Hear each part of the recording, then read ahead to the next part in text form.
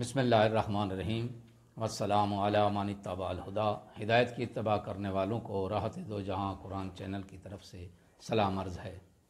सामीन कराम, साहिबान ईमान, हमारा आज का सबक सूरह बकरा की आयत नंबर 34 है। तो अल्लाह के नाम से शुरू करते हैं। बिस्मिल्लाहिर्रहमानिर्रहीम। व इज़ कुल्ना लिल मलाइकति इसजुदू लि आदम फसजदू इल्ला इब्लीस अबा वस्तकबार व काना मिनल काफिरीन। इसका तर्जुमा ये है कि और उस वक्त को याद करो जब हमने फरिश्तों से कहा आदम को सजदा करो तो उन सब ने सजदा किया सवाए इबलीस के। उसने इनकार और तकब्बुर किया और वो काफरों में से हो गया। इस आयत में इस्तेमाल होने वाले कलिमात की तशरीह, पहला कलमा जो है वो है सजदा। सजदा का मतलब है अपने आप को पस्त करना, खुजू करना, खाक पर पेशानी रखना, इसको सजदा कहते हैं। दूसरा इसमें जो कलमा इस्तेमाल हुआ है वो है इबलीस। इबलीस यानी शैतान। इस आयत की मुख्तसर तफसीर यूँ है कि खिलाफत इलाहिया के मनसब पर फैज़ होने के बाद सबसे पहले आदम अलैहिस्सलाम ने बहुक्म खुदा फ़रिश्तों को इल्मुल अस्मा की तालीम दी। फिर फ़रिश्तों को हुक्म मिला कि वो आदम अलैहिस्सलाम को सजदा करें। सजदा अगर बकसद रबूबियत होता तो ये इबादत होगी, यानी अगर सजदा रबूबियत के कसद से किया जाए तो ये इबादत शुमार होता है। अगर कसद रबूबियत ना हो लेकिन बकसद ताज़ीम और तकरीम सजदा किया जाए तो ये तहय्या व तस्लीम है। और अगर बकसद इस्तेहज़ा किया जाए तो ये अमल अंजाम देना ये तमस्खुर है। इस्लामी तालीमात में तौहीदी ज़ौक़ गालिब होने की वजह से गैरुल्लाह के लिए ये अमल सजदा दुरुस्त नहीं समझा जाता। सजदा मुतअद्दिद मानी में इस्तेमाल हुआ है। इनमें से एक तज़ल्लुल और तवाज़ु है। जैसे सूरह रहमान में इरशाद हुआ वन नज्मु व शजरु यसजुदान, और सितारे और दरख्त सजदा करते हैं। ज़ाहिर है कि नज्म और शजर का सजदा जो है वो खाक पर पेशानी रखने वाला सजदा तो नहीं हो सकता। इसी तरह सूरह हज में इरशाद हुआ अलम तारा अन्नल्लाह यसजुदु लहू मन फिस समावात व मन फिल अर्ज़। क्या आपने नहीं देखा कि जो कुछ आसमानों में और जो कुछ ज़मीन में है अल्लाह के लिए सजदा करता है। इस ज़मन में तहकीक ये है कि असल में सजदा फ़रोतनी और आजिज़ी का अमली इजहार है। तज़ल्लुल और खुज़ू एक जामे मैनी है इसका, जिसका इजहार मुख्तलिफ़ सूरतों में होता है। इंसान की तरफ से तज़ल्लुल और खुज़ू के इजहार का सबसे वाज़े और कामिल नमूना खाक पर पेशानी रखना है। दूसरी मखलूक़ात के सजदे अपनी अपनी हैयत वज़ी के मुताबिक होंगे। फ़रिश्तों ने हज़रत आदम अलैहिस्सलाम को जो सजदा किया वो अव्वलन तो सजदा बकसद रबूबियत नहीं था जो इबादत शुमार होता, और इस सजदे की वजह से शिरक लाज़िम आ जाता। दूसरी बात यह है कि ये हुक्म खुदावंद करीम की तरफ से हुआ, लिहाजा इसकी तामील में किया जाने वाला सजदा शिरक नहीं हो सकता, चाहे इस सजदे का रुख हज़रत आदम अलैहिस्सलाम की तरफ ही क्यों ना हो। अल्लाह ताला ने जैसे हमें खाना काबा की तरफ रुख करने का हुक्म दिया है, लेकिन इबादत में खाना काबा मकसूद नहीं है।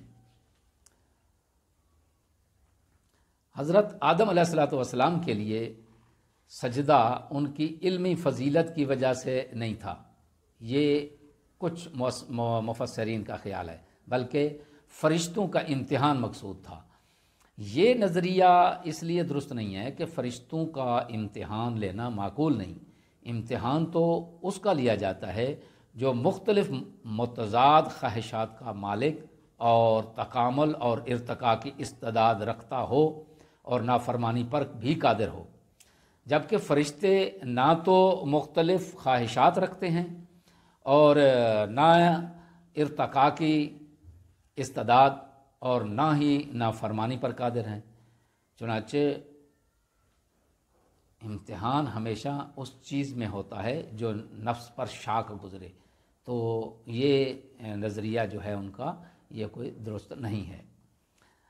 اللہ تعالیٰ جب کسی بندے کو آزمائش میں ڈالتا ہے تو اس صلے کے طور پر اسے ارتقائی منازل پر فائز کرتا ہے۔ جیسے حضرت ابراہیم علیہ السلام کے بارے میں ارشاد قدرت ہے، وَإِذِ ابْتَلَىٰ إِبْرَاهِيمَ رَبُّهُ بِكَلِمَاتٍ فَأَتَمَّهُنَّ قَالَ إِنِّي جَاعِلُكَ لِلنَّاسِ إِمَامًا۔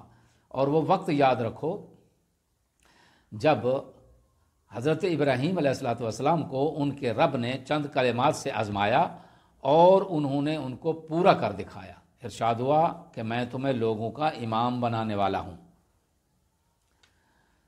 فَسَجَدُوا إِلَّا ابلیس نے سجدہ نہ کیا، باقی سب نے سجدہ کیا اور ابلیس نے سجدہ نہ کیا، تکبر کیا۔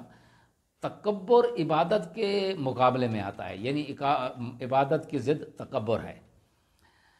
جیسے سورہ غافر میں ارشاد ہوا کہ ان الذین یستکبرون عن عبادتی سیدخلون جہنم داخرین۔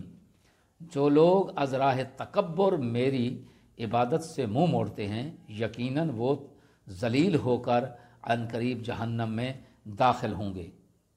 ابلیس فرشتوں میں سے نہ تھا بلکہ جنات میں سے تھا، چنانچہ جس طرح ارشاد قدرت ہے سورہ کہف میں ارشاد ہوا وَإِذْ قُلْنَا لِلْمَلَائِكَةِ اسْجُدُوا لِآدَمَ فَسَجَدُوا إِلَّا إِبْلِيسَ كَانَ مِنَ الْجِنِّ فَفَسَقَ عَنْ أَمْرِ رَبِّهِ۔ اور یہ بات بھی یاد کریں کہ جب ہم نے فرشتوں سے کہا کہ آدم کو سجدہ کرو تو سب نے سجدہ کیا سوائے ابلیس کے، وہ جنات میں سے تھا، پس وہ اپنے رب کی اطاعت سے خارج ہو گیا۔ اسی طرح سورہ اعراف میں ارشاد ہوا قالا انا خیر منہ خلقتنی من نار وخلقتہ من طین۔ سورہ اعراف میں یہ ارشاد ہوا کہ وہ بولا، یعنی شیطان بولا کہ میں اس سے بہتر ہوں، یعنی آدم سے بہتر ہوں، مجھے تو نے آگ سے پیدا کیا ہے اور اسے تو نے مٹی سے پیدا کیا ہے۔ ابلیس چونکہ ملائکہ کی صفوں میں شامل تھا اس لیے اسجدوا لآدم کے خطاب میں بھی شامل تھا، اور اس بات کو وہ خود درک کر چکا تھا، اس لیے کہ اس نے سجدہ نہ کرنے پر نسلی امتیاز سے استدلال کیا کہ انا خیر منہ، کہ میں اس سے بہتر ہوں، میں آدم سے بہتر ہوں، اس لیے اسے سجدہ نہیں کرتا۔ اس آیت میں بیان ہونے والے اہم نکات جو ہیں وہ 4 ہیں۔ پہلا نقطہ یہ ہے کہ اعتقادی انحراف اور عملی انحراف سے، یہ جو اعتقادی انحراف ہے یہ عملی انحراف سے زیادہ خطرناک ہے۔ دوسرا نقطہ جو اس میں بیان ہوا ہے وہ ہے تکبر، بندگی کی راہ میں سب سے بڑی رکاوٹ تکبر ہے۔ تیسرا جو اس میں اہم نقطہ ہے وہ ہے حکم خدا کی تعمیل میں غیر اللہ کے سامنے سجدہ کرنا شرک نہیں۔ چوتھا نقطہ اور آخری نقطہ یہ ہے کہ نسلی تعصب مخلوق کو سرکش اور گمراہ بنا دیتا ہے۔ دعا ہے کہ خداوند عالم ہمیں ان تمام بیماریوں سے، ان پریشانیوں سے دور رکھے۔ وآخر دعوانا ان الحمدللہ رب العالمین۔